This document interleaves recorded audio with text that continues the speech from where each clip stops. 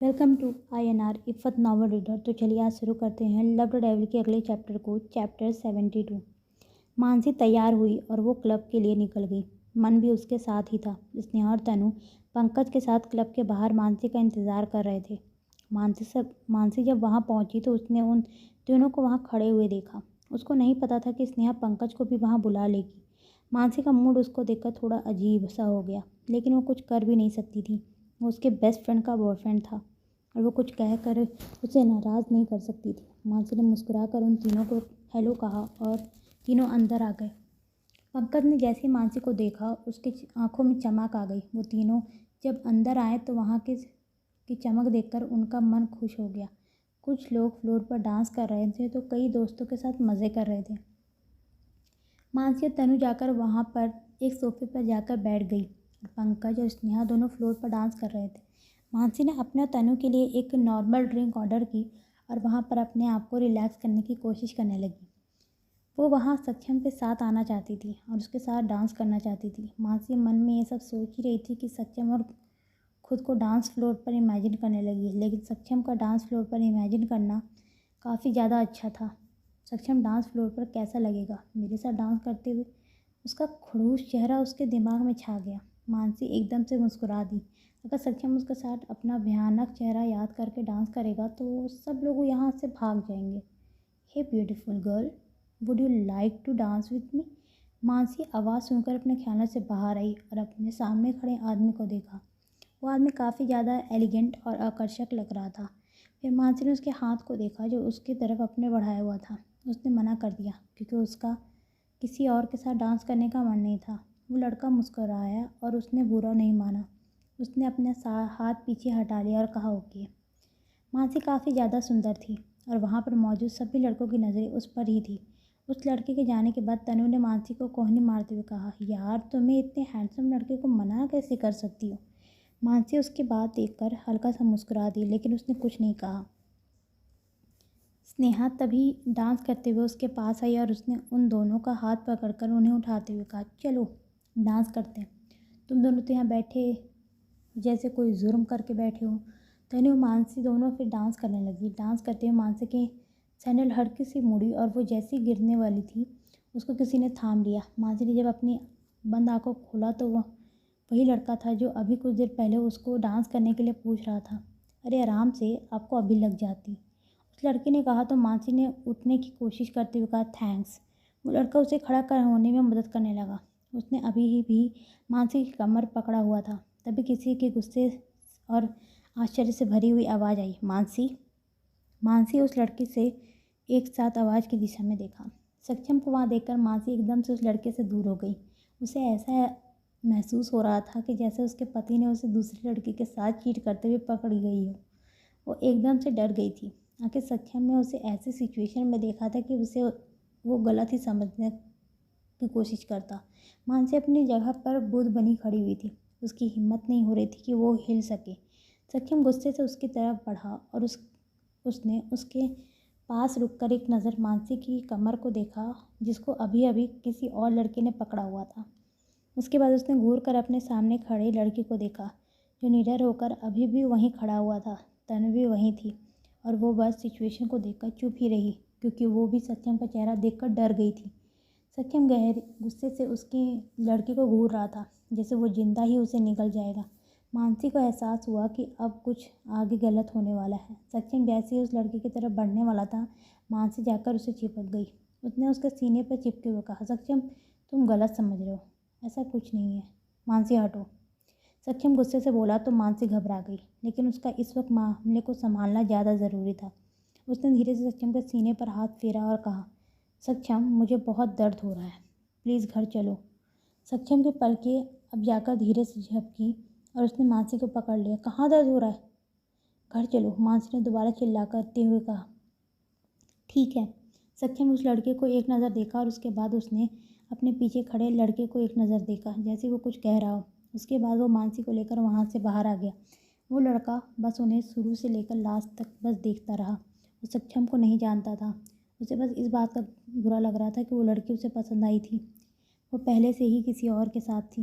तनु ने भी मानसी और सक्षम के वहाँ जाने के बाद एक चैन की सांस ली। उतने में ही स्नेहा और पंकज वहाँ आ गए, जो कुछ ही समय पहले स्नेहा की उल्टी करने की वजह से उसके लिए दवाई लेने के लिए बाहर चले गए थे।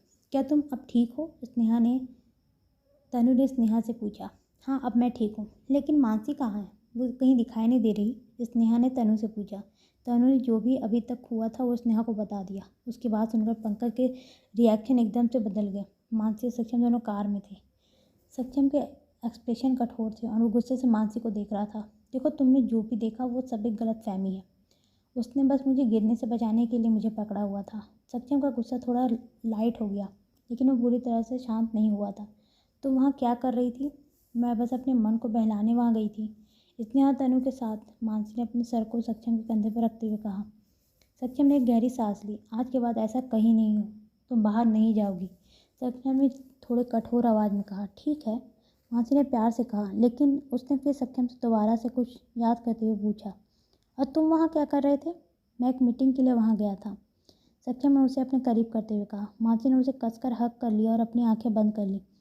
उसे उसकी बाहों में बहुत सुकून मिल रहा था। वो उसे सच में बहुत प्यार करने लगी थी, इतना कि वो उसे खोने के ख्याल से भी डरती थी। कार जब तक विला पहुंची, मानसी सो चुकी थी। सक्षम ने उसे उठाया और मानसी को ऊपर कमरे में ले जाकर सुला दिया। सुबह के वक्त जब मानसी की नींद खुली तो सक्षम वहाँ नहीं था। उसने अंगड़ाई ली और बाथरूम में चली गई। जब वो नीचे आई तो सक्षम वहाँ से जा चुका था। मानसी ने अपना मुंह बनाकर कहा, खड़ूस, फिर से चला गया। दीदी, आपको लगता है कि सक्षम की शादी हमें एक मामूली कॉलेज में पढ़ने वाली लड़की से करनी चाहिए? मैंने सक्षम के लिए दुनिया की सबसे अच्छी लड़की पसंद की है, जो उसके लिए बेस्ट है। आप समझिए, मिसेज ओबरॉय को एक मोटे आदमी ने समझाते हुए कहा। मिसेज ओबरॉय ने अपने भाई की बात सुनकर एक नज़र नेहा को देखा, जो बहुत ही शांत लहजे में वहाँ बैठी हुई थी। भैया, मुझे नहीं लगता कि आपको सक्षम से इस बारे में बात करनी चाहिए, क्योंकि आपको तो पता है कि सक्षम कैसा है।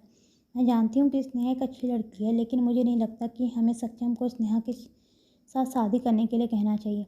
दीदी, मुझे ऐसा लगता है कि आपको अपने बेटे की फ़िक्र नहीं है। आप एक मामूली लड़की को ऐसे ओबरॉय खानदान की बहू बनाने की बात सोच भी कैसे सकती हैं? सक्षम के मामा ने जैसे ही कहा, एक कड़क आवाज़ लिविंग रूम में गूंजी। मामा जी, आपको कब से मेरी इतनी फ़िक्र होने लगी कि आप मेरी ज़िंदगी के फैसले लेने लग गए? सबने आवाज़ की दिशा में देखा तो सक्षम वहाँ गुस्से से खड़ा था। सक्षम का मामा थोड़ी देर के लिए उसके एक्सप्रेशन देखकर डर गया, लेकिन उसने इसके बारे में ज़्यादा नहीं सोचा। बेटा आओ, सक्षम के मामा ने मुस्कुराकर कहा। सक्षम अपने ऐसी एरोगेंट तरीके से उनकी तरफ बढ़ा और वो जाकर किसी राजा की तरह सोफे पर बैठ गया। उसने एक नज़र भी स्नेहा को देखा नहीं। उसकी नज़र बस उसके मामा पर ठहरी हुई थी। उसने कुछ नहीं कहा। उसके बाद उसने अपनी माँ की तरफ मुड़ते हुए कहा, दादी कहाँ है? वो मंदिर गई है, अभी आने की वाली है, मिसेज ओबरॉय ने मुस्कुराकर कहा। लेकिन सक्षम ने अपने जवाब पाते ही अपनी नज़रें फेर ली। मिसेज ओबरॉय को बुरा लगा, लेकिन उन्होंने इसे जाहिर नहीं होने दिया और वो वहीं नेहा बस सक्षम को देखे जा रही थी। उसकी आंखों में बस सक्षम के लिए प्यार ही प्यार था। बेटा, मैं तुमसे कहना चाहता था, सक्षम के मामा ने कहा तो सक्षम ने बीच में ही उनकी बात काटते हुए कहा, अगर ये मेरी शादी के बारे में है तो मैं एक भी शब्द नहीं सुनना चाहता। सक्षम की रूड आवाज़ सुनकर उसके मामा चुप हो गए। उन्होंने एक बार नेहा की तरफ मायूस होकर देखा। नेहा ने उनकी तरफ देखकर अपनी आंखें प्यार से झपका दी, जैसे वो कह रही हो, कोई बात नहीं। ये लड़की सक्षम की गर्लफ्रेंड का पता लगने में भी कितना शांत है। मेरी बच्ची सच में बहुत समझदार है। पता नहीं लोगों को ये क्यों नहीं दिखाई देता। लेकिन वो भी हार मानने वाला नहीं था। उसे अपने दोस्त से किया हुआ वादा पूरा करना था। सक्षम के मामा ने एक नज़र सक्षम को देखा, जिसने एक बार भी स्नेहा की तरफ नहीं देखा था। उन्होंने एक गहरी सांस ली और कहा, ठीक है, मैं अब तुमसे शादी की बात नहीं करूँगा, लेकिन तुम क्या श्योर हो कि तुम उसी लड़की से शादी करोगे? हाँ, इसमें कोई दिक्कत है, सक्षम ने कहा। तो उसके मामा ने फिर से चुप हो गए। तभी सक्षम की दादी वहाँ आ गई। मेरा बच्चा आ गया। अपनी दादी की आवाज़ सुनकर सक्षम खड़ा हुआ और उनके पास जाते हुए बोला, क्या अब आपकी तबीयत ठीक है? हाँ मेरे बच्चे, अब मैं ठीक हूँ, सक्षम की दादी ने कहा। और फिर उन्होंने सोफे पर बैठते हुए लड़की को देखा और फिर सक्षम के मामा को। तुम आ गए गंजे आदमी, अब कौन सा तूफान लेकर आए हो? अब भी आते हो तो कुछ ना कुछ करके जाते हो। आंटी, आप मेरे साथ ऐसा बिहेव ही करती हैं। सगा नहीं, लेकिन मैं आपका ही बेटा ही हूँ। हाँ हाँ जानती हूँ, लेकिन अचानक से कैसे आना हुआ? सक्षम की दादी ने अपनी नज़रें नेहा के ऊपर टिकाते हुए कहा। वो बस मैं सक्षम के लिए रिश्ता लेकर आया था, मेरे दोस्त की बेटी नेहा का। लेकिन यहाँ आकर पता चला कि सक्षम ने तो पहले ही किसी लड़की को अपने लिए चुन लिया है। सक्षम के मामा ने उदास होकर कहा तो सक्षम की दादी ने अपनी नज़रें टेढ़ी करते हुए कहा, रिश्ता? लेकिन तुम तो पूरी की पूरी लड़की लेकर आए हो, गंजे आदमी।